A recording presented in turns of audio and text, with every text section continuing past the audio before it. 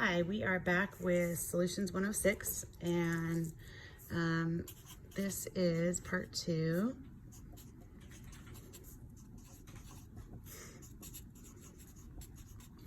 And what we're talking about here in this case is solution stoichiometry.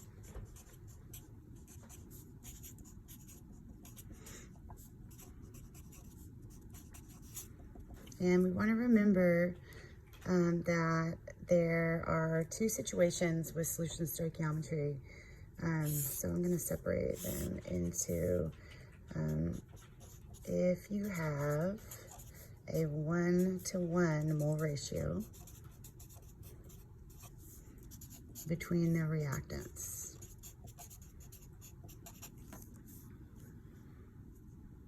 And as an example, we would do like hydrochloric acid plus sodium hydroxide reacting to make water and sodium chloride. So to balance that, we don't need to do anything, just it's all 1-to-1.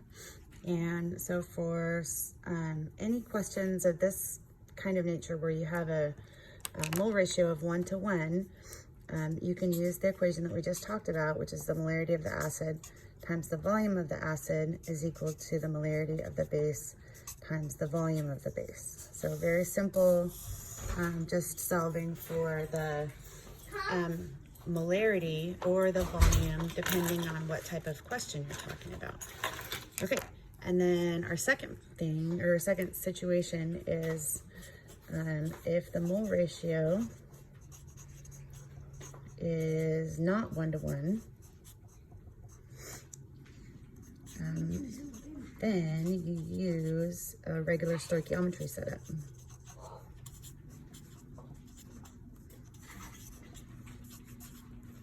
Okay, so we are going to say see below for that. So we'll bring this arrow kind of down here. So we're kind of blowing up this little section here. And we want to remember that in stoichiometry, we've drawn this diagram many times, so you guys are probably really tired of this, but we're going to put it down again. These would be the moles known. And then over here, we'd have the moles of the unknown. And to get between them, we use a mole ratio, right? We can multiply times the mole ratio, which is always the unknown coefficient over the known coefficient on top. Okay, so what we've done so far together in chemistry is if we have grams to start or to finish, and with that situation we use 1 over the molar mass, right? And if we finish with grams, we start the molar mass on top. And then we also know liters of gas at STP. And that's a situation where we'd go 1 over 22.4 liters is 1 mole. And that's 1 mole. And if we're asked to answer in liters of gas at STP, then we would use, again, our 1 mole is 22.4 liters. And then our last situation that we've run into are liters of gas not at STP. And that's where we would use Pivnert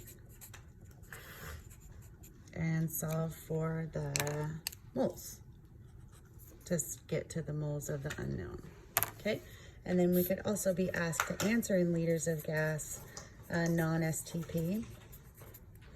And then again, we would use Pivnert. But we would solve for volume in that case. Okay, so these are known situations to us. What we're going to do is add in another doorway to the moles known, and that is if you have liters of solution with known molarity. Okay. So liters of solution with known molarity, what you're going to do is do molarity times liters, and that's going to give you your moles of known substance, okay? And then if we're asked to exit into liters of a solution of known concentration, then we're again going to use molarity times liters is equal to moles. And we would solve for whatever variable, of course, which the question asks for. If we're asked for concentration, we would solve for molarity. If we're asked for volume, then we would solve for liters. So we want to keep that in mind. And that's our general setup. And what we're going to do is come back with part 3, where I'll do an example of each one of these types of calculations, where we have a 1-to-1, and then also where we have not 1-to-1. Okay, thanks.